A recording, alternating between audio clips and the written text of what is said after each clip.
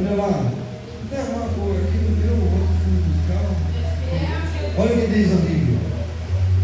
Vocês não costumam dizer: ainda faltam 4 meses para a colheita, mas eu lhes digo: despertem e olhem em volta, os campos estão maduros para a colheita. Deixa eu ler a segunda tradução aqui. Não dizeis vós que ainda 4 meses até que venha a ceifa? Em outras palavras, vocês têm conhecimento disso. Eis que eu vos digo: levantai os vossos olhos e vede as terras que já estão brancas para a ceifa. Glória a Deus, aleluia. Meu Deus do céu. Queridos irmãos, aliás, nós moramos aqui nessa região. Na nossa região, que pelo menos 3 bairros aqui vizinhos, temos 8.218 pessoas aqui. Dessas 8.118 pessoas aqui, nos bairros que eu pesquisei, aproximadamente 5.300 dessas pessoas já frequentam a igreja e estão fora da igreja. Nós temos aqui, perto de nós, um lugar que nós já estamos denominando como a Cracolândia. Nós temos, meus irmãos, hoje, muitos jovens, rapazes e moças, e até crianças, que estão envolvidos no mundo das drogas, estão envolvidos no mundo do carro.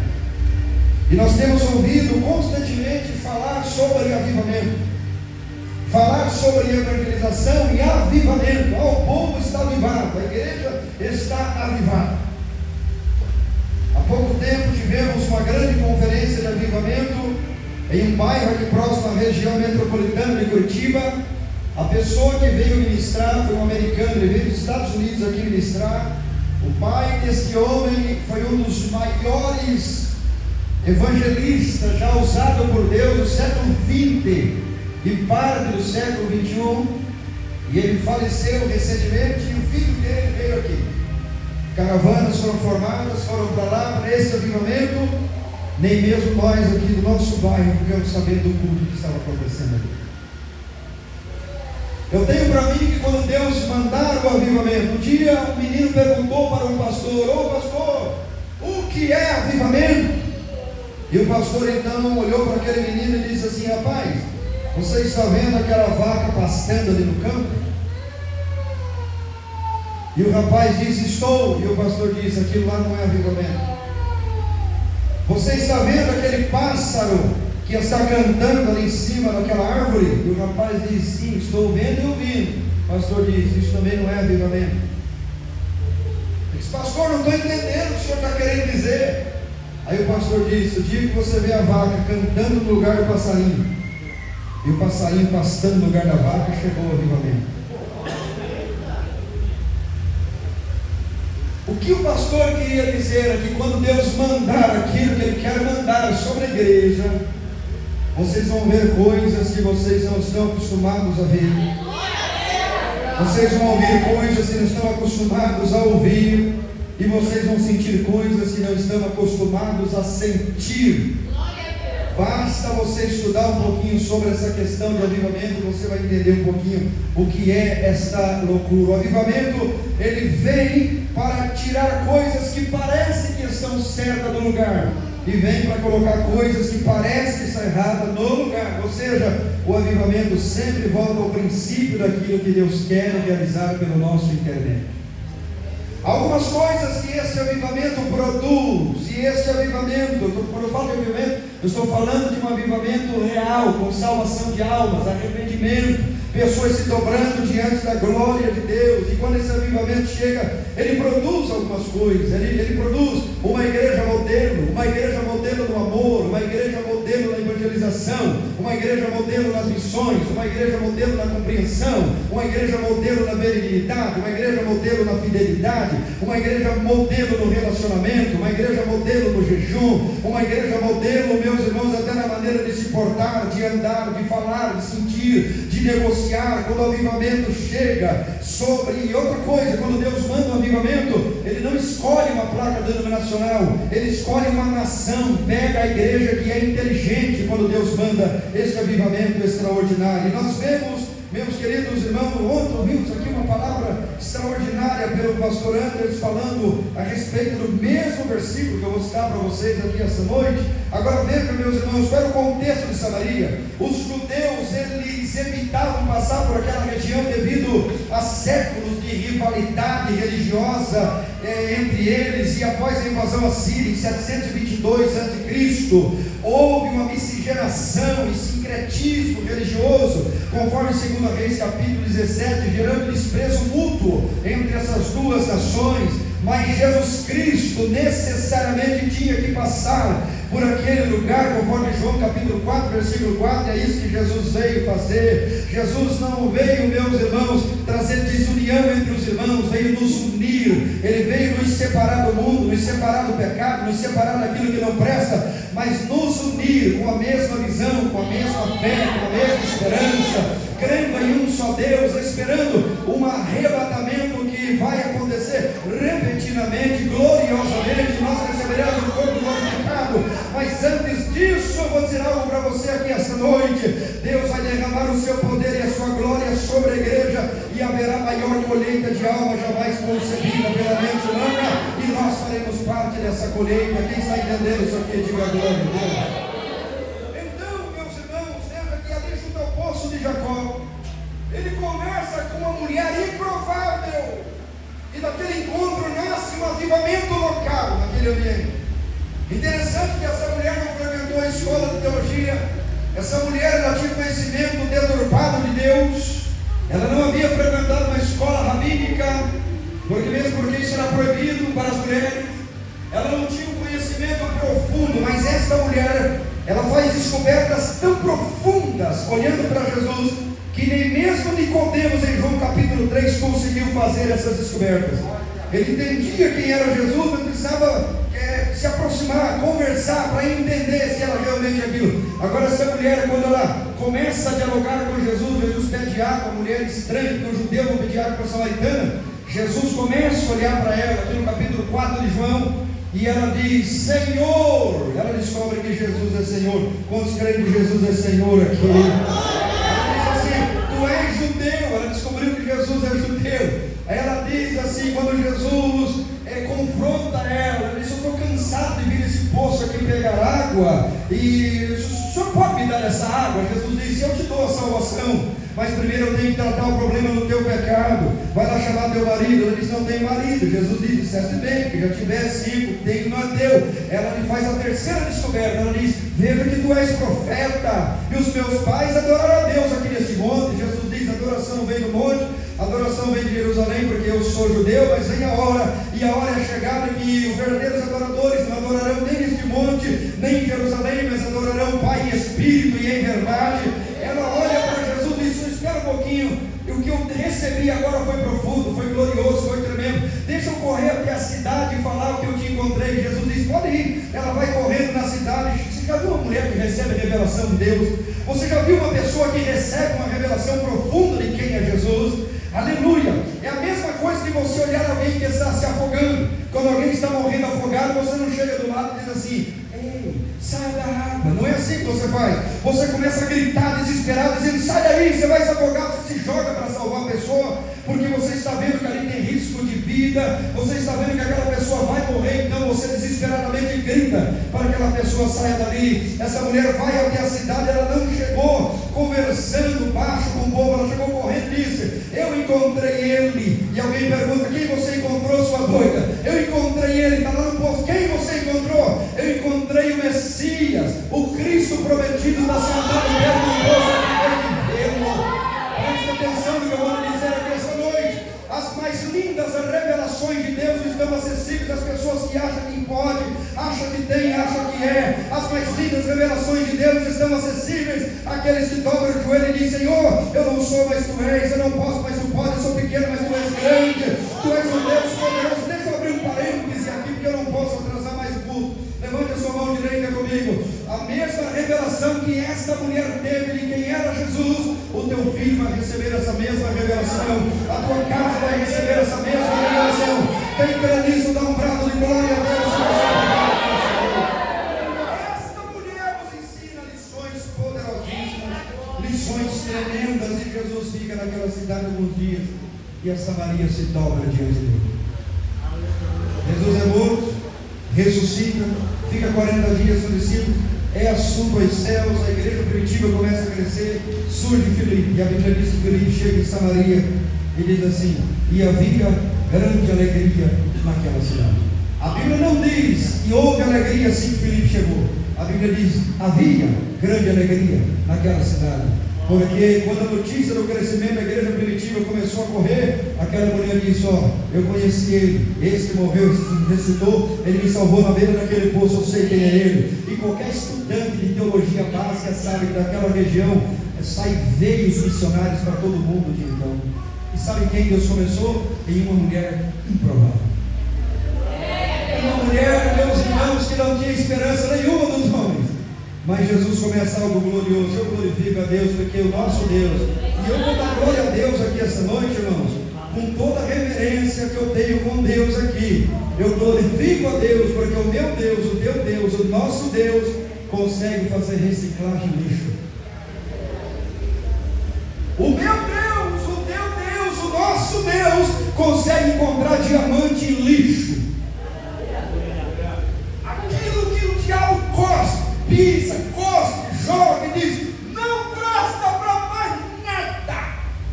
Jesus entra no meio daquele lixo, levanta, dá um banho de graça e misericórdia, batiza com o Espírito Santo e com fogo, e coloca para dar glória a Deus, cantar no coral. Que Deus está cantando. Você entende isso aqui essa noite? Nós vamos que você poder ir nessa casa de glória. Pastor, eu não posso prosseguir mais aqui devido ao horário, mas eu quero que você levante as duas mãos assim comigo.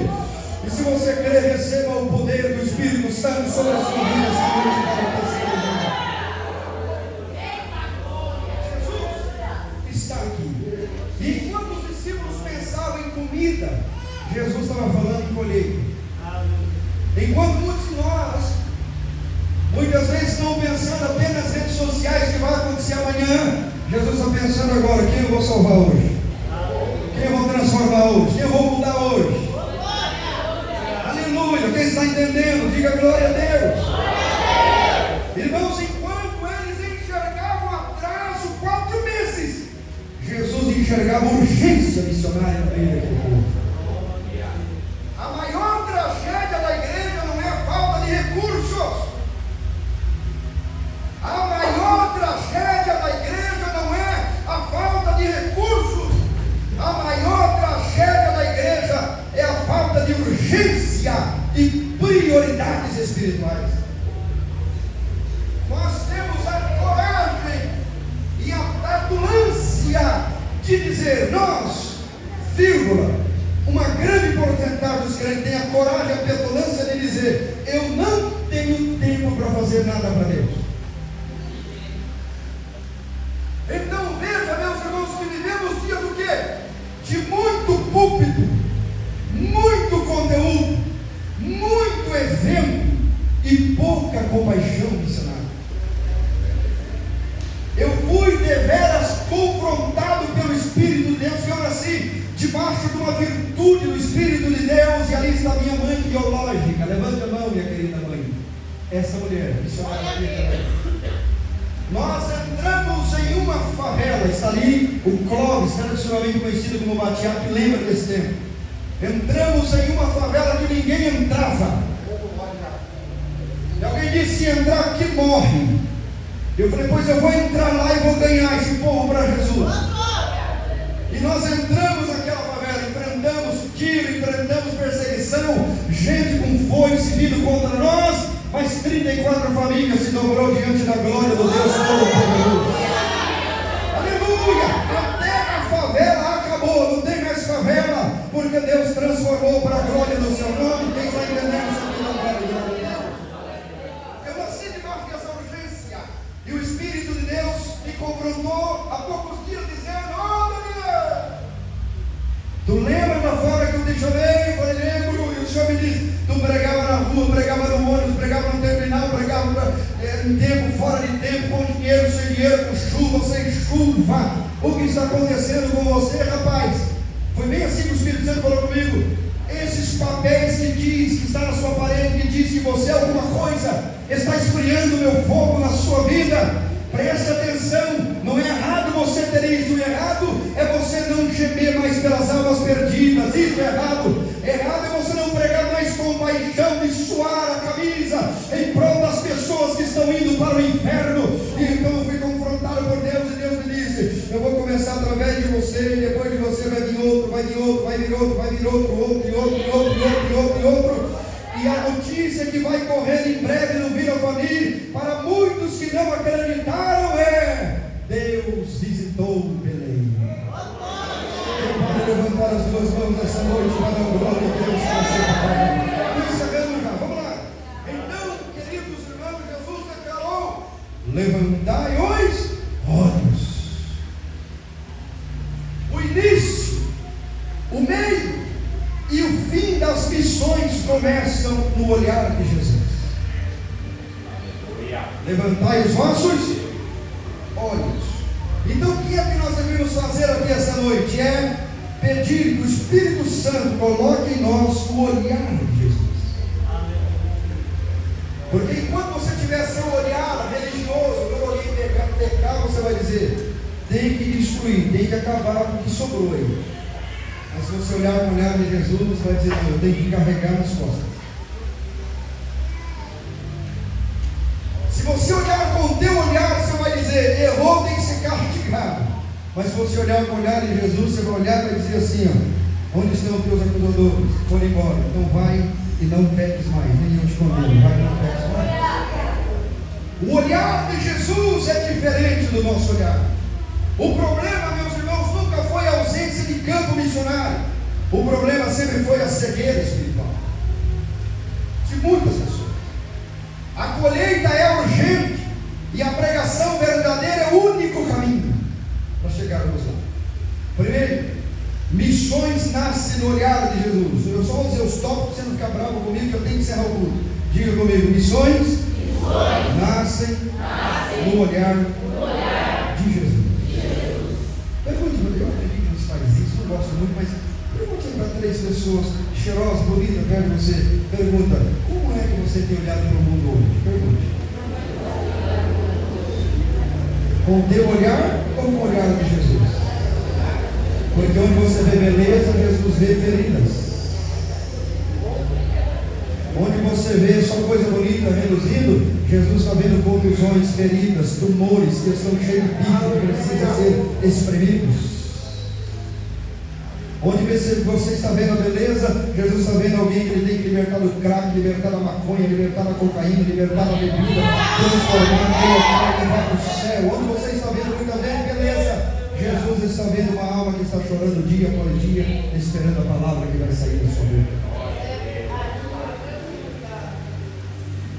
Onde você vê um delinquente, Jesus está vendo um missionário. O olhar dele é diferente. Onde você vê cadeia, Jesus está vendo um campo missionário que você precisa entrar lá e pregar o evangelho para aqueles que estão presos. Então Jesus diz: levantai os vossos olhos. Missões começa quando mudamos a nossa perspectiva. Onde vemos rotina, Deus vê almas.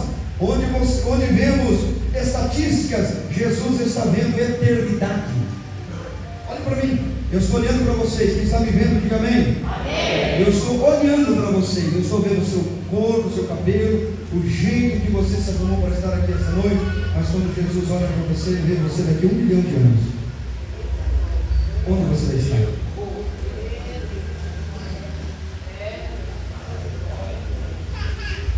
Meu Deus. Em segundo lugar, para ir para o final, em segundo lugar, a colheita não está no futuro, a colheita é agora. Jesus está dizendo: vocês estão dizendo que falta 4 meses. Eu digo para você: levante, você está falando e agora? Pastor, mas eu não sei pregar. Eu não estou falando de ser pregador. Pastor, eu não sei, eu não estou falando. A pastora tem que fazer um curso missiológico para ele. Eu não estou falando de curso missiológico. Eu estou falando de Samaria. Eu estou falando do campo missionário. Que você abre o portão da tua casa e sai. Você sai na calçada da rua, bem-vindo a Samaria. Está ali o campo missionário. E às vezes o campo missionário está lá dentro da tua casa e você ainda não percebeu esse campo. Essa mulher vai nos ensinar lições poderosas. Jesus, através dessa, no capítulo 4 de João, está nos ensinando: a colheita não está no futuro, a colheita é agora. E Jesus confronta o adiamento.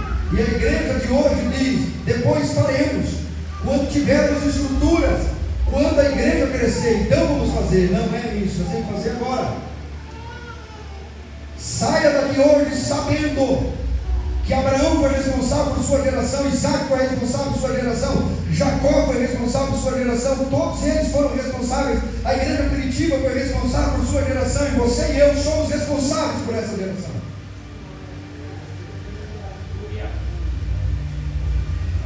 Em terceiro lugar, a verdadeira pregação é o ultimato.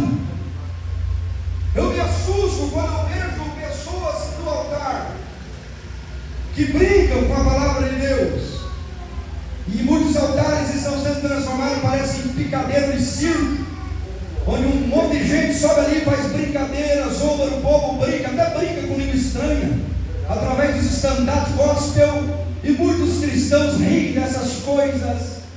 Como é que eu vou rir daquilo que matou Jesus?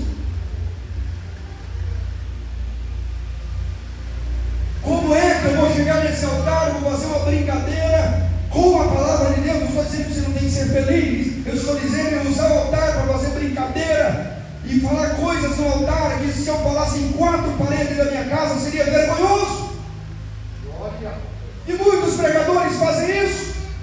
E muitos cristãos riem do que está acontecendo, acham bonitas as línguas estranhas, brincadeira com as profecias, com as línguas estranhas, com as revelações de Deus. Quando Jesus está dizendo há uma urgência, e a pregação verdadeira é um ultimato. Se você tivesse a oportunidade de chamar Pedro para pregar aqui nessa igreja, você perguntasse a ele: Pedro, qual é o tema da mensagem que você vai pregar no aniversário dessa igreja? E todos sabem que já tem 6 anos que eu não prego no aniversário da igreja aqui, e hoje eu estou pregando aqui, depois de 6 anos. E se você perguntasse para Pedro: Pedro, qual é a mensagem que você vai pregar hoje? Pedro diria para você: o tema da minha mensagem é essa: Cristo morreu ontem, Cristo ressuscitou hoje, e Cristo vem amanhã para arrebatar a igreja. Essa era a mensagem da igreja primitiva. Não precisa mudar, não precisamos inventar nada, está tudo aqui. Temos que voltar para o velho evangelho, o evangelho que Jesus Cristo salva, que Jesus Cristo cura, que Jesus Cristo batiza com o Espírito Santo, que Ele vai voltar para arrebatar a sua igreja. Este é o evangelho que nós devemos anunciar ao povo: carregar o pecador, restaurar o caído, curar as feridas. Este é o evangelho.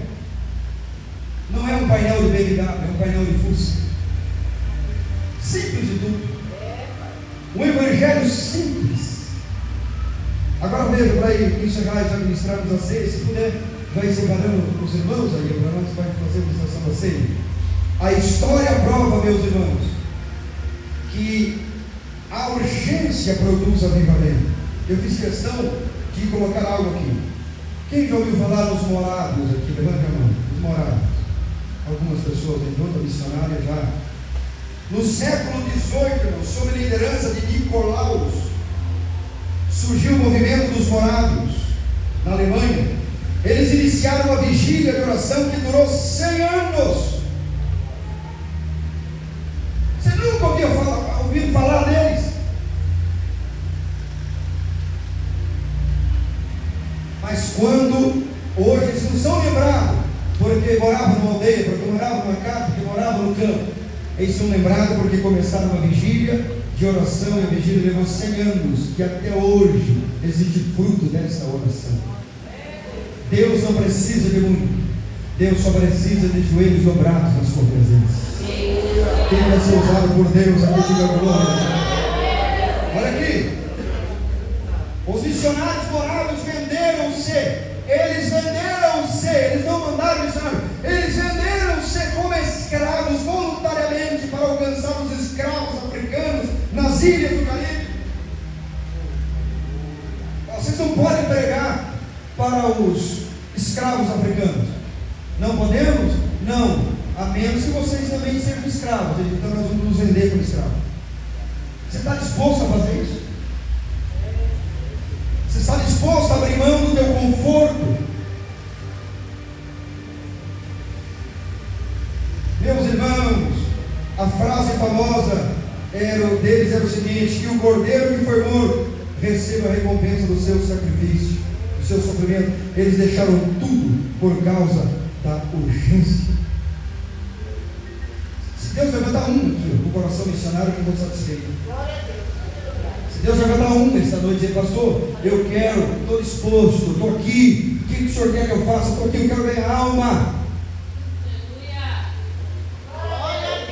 Deus levantar um aqui, nós mudamos essa cidade. Quem está entendendo isso aqui, diga glória a Deus.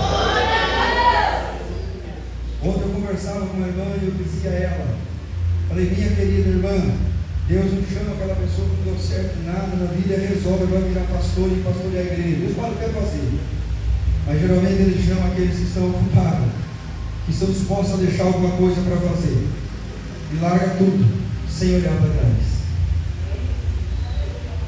Primeiro Ele salva você, te dá dignidade, depois Ele pede tudo. Agora deixa tudo e venha fazer a diferença. Meus irmãos, quinto e último lugar, quem entende a urgência do chamado de Deus deixa o cântaro. Essa mulher deixou o cântaro. Ela deixou, pois a mulher, o seu cântaro. Ela foi buscar água, saiu levando uma cidade inteira. Ela foi buscar água e foi para casa com o rio. Você não entendeu, né? Ela foi buscar água e ela voltou para casa levando o rio de água cristalina para Jesus. Missões exigem deixar cântaros, cântaro de segurança humana, status humano, zona de conforto. Você está disposto a isso? A colheita exige trabalhadores. Quantos trabalhadores temos aqui essa noite? Diga glória a Deus. João 4,36, o que ceifa recebe galardão. Não basta de enxergar o campo, você precisa ir. Enquanto você olhar, por exemplo, um jornal e ver que um jovem morreu, você dizer: é bom que morra mesmo, afinal de contas, agora a polícia está fazendo uma limpa. Quando você olhar desse jeito, você não tem coração missionário. Quando você olhar diferente, você chorar, porque quando aqueles meninos lá que estavam envolvidos nas drogas entraram em confronto com a polícia no Rio de Janeiro e morreu todos aqueles meninos, enquanto muitos dizendo: estão fazendo uma limpa, eu estava de madrugada em casa de joelho derramando lágrimas por aquilo que aconteceu lá. Nós não podemos nos alegrar com isso, porque em muitos lugares está acontecendo certas coisas porque a nossa vida de oração está vazia. Se a igreja se levantar, meu Deus do céu, vai ser, boates vão fechar, ponta de droga vai fechar, meus irmãos vai dar capa, glória a Deus, e Deus vai manifestar a glória dele sobre a terra. Quem está entendendo isso aqui, dá glória a Deus, levanta as duas mãos comigo essa noite, venha essa casa de glória a Deus, se você puder, aonde você está. Eu sinto que Deus está chamando missionários esta noite. A maior urgência, irmão, não é nem humana, é uma urgência eterna. Vou fechar para deixar você refletindo sobre isso. Porque 100 anos que Jesus não voltar. Todos estão sentados aqui, inclusive eu. Ou estará no céu, ou estará no inferno. Todos estão aqui, ou no céu, ou no inferno. Há uma urgência eterna aqui esta noite. A história mostra impérios que caíram, revoluções que mudaram sistemas, guerras que redesenharam mapas, mas somente o Evangelho muda destino eterno. Só o Evangelho. Estamos entrando, estamos nos entretendo, ou estamos pedindo para Deus nos enviar? Estamos acumulando riquezas para nós, ou estamos investindo na obra missionária? Estamos pregando conforto para o povo ou estamos pregando arrependimento? A colheita é urgente, o tempo é curto, porque Jesus está voltando para arrebatar a sua igreja. Está voltando, ele vai voltar para arrebatar a sua igreja. A igreja, meus irmãos, que não evangeliza, eu fiz questão de colocar essa frase, porque você está bem bravo comigo hoje. A igreja que não evangeliza, ela fossiliza, vira dinossauro, não se mexe para nada, tanto fez como tanto faz. O campo não precisa de opinião, ele precisa da proclamação da igreja. Missões não são opções para o crente, é o ultimato divino para a igreja. Ele não diz talvez você vá, ele diz ide, vamos, faça. E não é para mim, pastor apenas, é para todos aqueles que já receberam Jesus. Que não entende o valor da eternidade. Aliás, quem entende o valor da eternidade não negocia conforto. Se não formos, estaremos desobedecendo. Porque quem enviou você, quem enviou a mim, não foi o presidente da República Federativa do Brasil, nem o Donald Trump. Quem disse ide por todo mundo e pregar o Evangelho, está caminhando aqui esta noite no nosso mundo. Procurando corações quebrantados. Fique em pé, não tenho tempo mais. Por gentileza.